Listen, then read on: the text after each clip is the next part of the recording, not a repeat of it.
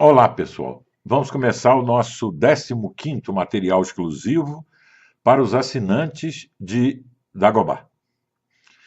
Esta semana nós temos uma série de eventos aqui no país que são significativos. O mais significativo foi a eleição de Rodrigo Maia para presidente da Câmara dos Deputados, frustrando as tentativas de Lula de apoiar Marcelo Castro, não é?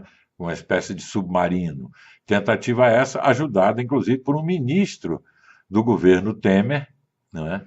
O ministro dos Esportes do governo Temer,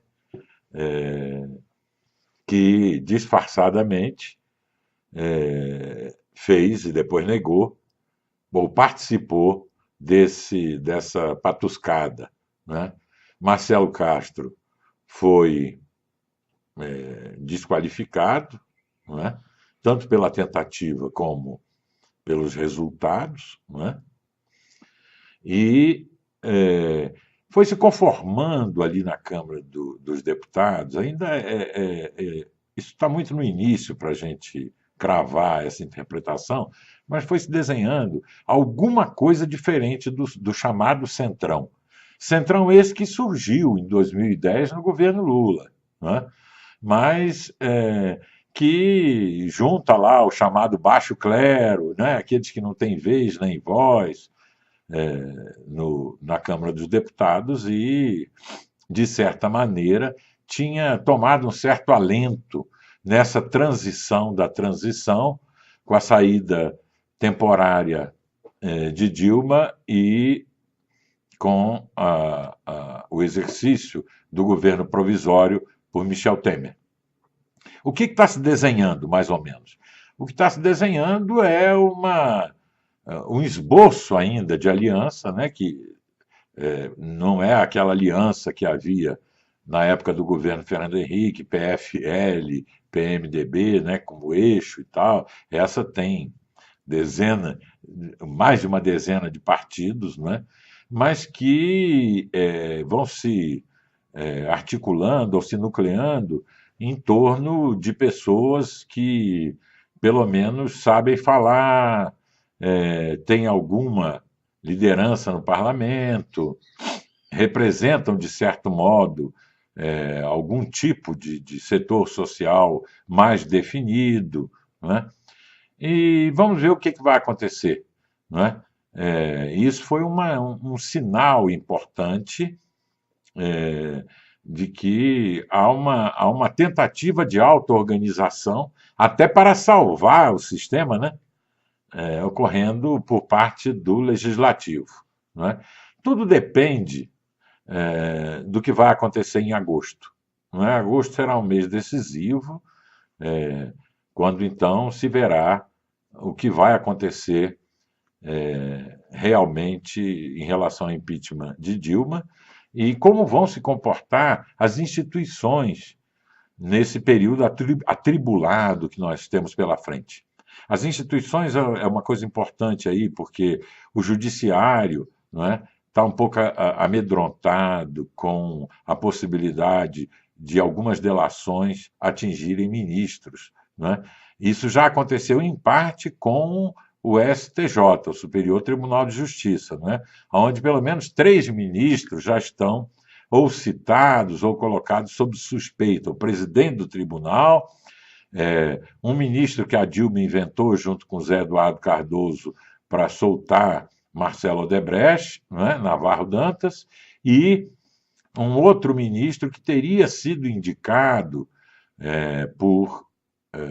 pela Gleisi Hoffmann, esse que soltou os bandidos, o Cavendish, etc. E tal. Então há muita suspeição sobre essas pessoas, né? Recaindo sobre elas no STJ. E no STF é que a coisa vai pegar, não é?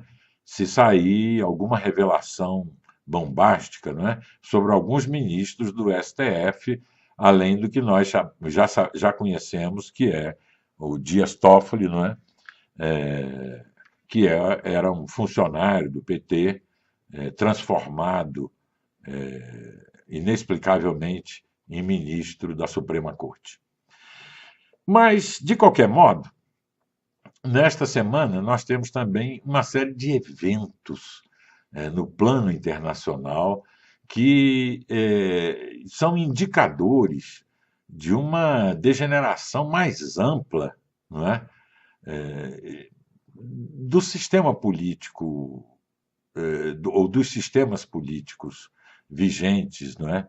Na forma Estado-nação, e mais complicados, não é? Do ponto de vista até mesmo do padrão civilizatório, não é? Aqueles atentados que ocorreram nos Estados Unidos, depois das manifestações contra a violência policial, né, empregada contra os negros, o atentado contra os policiais brancos, agora mais um atentado, recente, não é? Anteontem, ontem, os eventos em Nice, não é? E, sobretudo, o malfadado golpe turco. Não é? O golpe turco é pleno de lições sobre a democracia, porque o caminho de Erdogan, o caminho proto-ditatorial de Erdogan, o caminho para a autocracia que o Erdogan começou, ele, de certo modo, é um caminho clássico, não é? É uma tentativa frustrada de golpe, depois a demissão de milhares de juízes, não é? O expurgo, não é? Em vários setores do Estado, inclusive no Exército, não é? Não são só os gulenistas que estariam, não se sabe ao certo, por trás do malfadado golpe contra Erdogan, mas tem também os kemalistas, os laicistas, não é? Tem uma tradição no exército turco, desde Kemal, não é? de se diferenciar do islamismo como alternativa política, não como religião, né? Mas como alternativa política, né? Que predomina no Oriente Médio. E isso sempre foi muito caro, vamos dizer assim, foi muito importante para os militares curdos, e uma dessas facções das Forças Armadas turcas resolveram dar um golpe que foi completamente mal sucedido. Especula-se que esse golpe teria sido estimulado ou tramado, né, isso é meio conspiratório, pelo próprio Erdogan, para que ele pudesse fazer o que está fazendo agora, que é um troço terrível, não é? Desumano. Não é? Ele mandou os seus partidários às ruas para massacrar os jovens soldados sublevados, e temos várias fotos deles sendo decapitados, mutilados, torturados, não é? E é de notar também, se nós comparamos as fotos dessas manifestações de apoio a Erdogan, se compararmos com as fotos das grandes manifestações da Turquia, sobretudo em Istambul, em 2013, nós vamos notar uma diferença. Nessas manifestações de agora, quase não existem mulheres. É significativo, né? Porque a via do Erdogan é uma via machista, ditatorial, e é uma via quase que para recuperar o Estado otomano, não é? É um neo-otomanismo contra as tendências laicas kemalistas, não é? Então a Turquia está mergulhada numa situação horrível, não é? Porque praticamente a metade da sociedade turca não suporta o Erdogan, como isso ficou claro, um pouco menos da metade talvez, mas ficou claro nas manifestações de 2013. Não é? E agora, além de continuar fazendo o que já fazia, que era cerceando a imprensa, punindo e prendendo jornalistas, não é? Nomeando capachos do regime como juízes, não é? Limpando as Forças Armadas de qualquer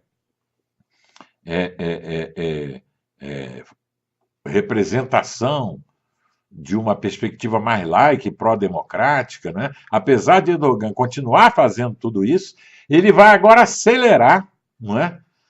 Inclusive contando com o apoio das grandes potências ocidentais, que tiveram que apoiar o governo dele diante do frustrado golpe, né? Ele vai aproveitar esse momento para avançar até onde puder na autocratização do regime. Há uma questão que está num texto em Dagobah, que eu acho que vale a pena ler, não é? O texto intitulado Turquia, uma lição de democracia pelo avesso. Não é? Há uma questão que nós não podemos saber até que ponto de autocratização do regime o Estado de Direito pode ser considerado um Estado democrático, não é? Mesmo que o governante tenha sido eleito, mesmo que exista a Constituição e mesmo que as instituições estejam funcionando. Mas há um ponto de autocratização do regime que você pode ter a continuidade de um Estado de direito, ou seja, do império da lei, sobretudo das leis que são feitas pelo proto-ditador, né? E o que nós entendemos por democracia, por um Estado democrático. Essa questão não tem uma definição única, não é? Depende muito das circunstâncias de cada país. De qualquer maneira, o evento turco, não é pleno de significado. Não é? Ao que tudo indica, haverá um retrocesso brutal, sobretudo para a sociedade turca, e os democratas vão ficar encurralados entre os islamitas que apoiam Erdogan nesse delírio do neo-otomanismo, né? E setores também autocráticos, em grande parte, das forças armadas e das elites turcas, né? Que vão querer derrubar o Erdogan por meios violentos. Né? Os democratas aí no meio, aqueles que almoçaram, não é? Na rua, na Avenida Istiklal, em Istambul, em junho de 2013, vão sofrer muito numa situação como essa. No entanto, tanto o evento turco quanto o atentado terrorista ainda não suficientemente esclarecido, não é? Quanto essa agitação social, vamos dizer assim, de fundo racial nos Estados Unidos, né? Tudo isso são indicadores de um estado do mundo muito preocupante. Né? É claro que desde 2011 nós já tínhamos mergulhado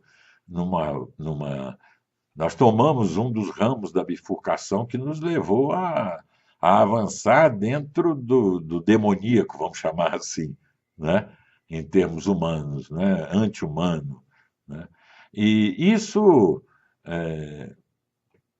alterou completamente os graus de liberdade em todo o mundo. Né? Agora mesmo, em virtude desses atentados, sobretudo em virtude do atentado de Nice, né, e os outros atentados na França, né, vai ficar muito mais difícil para qualquer pessoa fazer qualquer coisa, sobretudo se locomover, não é? As regras de segurança vão invadindo, não é, as sociedades e vão restringindo as liberdades e as pessoas vão trocando graus de liberdade por maior segurança. Não é? Que é uma troca terrível, né? Mas que vai acontecer, sobretudo agora no Brasil, na época das Olimpíadas. Quem vai viajar na época das Olimpíadas já pode se preparar para dobrar o tempo de espera em aeroportos, porque procedimentos de segurança vão alterar todos aqueles procedimentos normais. Não é?